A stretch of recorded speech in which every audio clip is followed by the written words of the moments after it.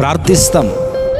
దేవుడు మన ప్రార్థన విని మనల్ని ఒక ఆశీర్వాద కోణంలో నడిపించాలని ఆశపడి ఆయన త్రోవలో మనం నడిపిస్తాడు. కానీ ఆ త్రోవ మనకు నచ్చదు. ఎందుకంటే ఆయన నడిపించే త్రోవ కొన్నిసార్లు రాళ్ళ తుప్పల్లాగా గచ్చ పొదలలాగా కనపడుద్ది కనుక ఆ త్రోవకి ఇష్టపడం. మన కంటికి ఇంపైనదిగా కనపడే ఈ లోక సంబంధమైన త్రోవని చూసి ఇది సరైన త్రోవని భ్రమపడి అక్కడికి వెళ్తాం. కానీ అదొక మిరేజ్, ఎండమావి తప్ప అక్కడ ఏమీ ఉండదు.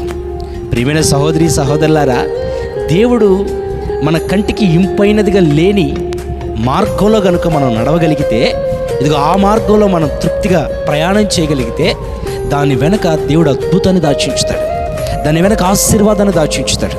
నీ కంటికి కనబడిందని, బాహ్య శరీరానికి కనబడిందని చూసి నువ్వు మార్కులు వేసుకొని దేవుని మార్గాన్ని తృణీకరించావా, ఇదిగో నువ్వు ఆశీర్వాదాన్ని కోల్పోవద్దన్న సంగతి మర్చిపోవద్దు. ప్రియమైన సహోదరి సహోదరులారా.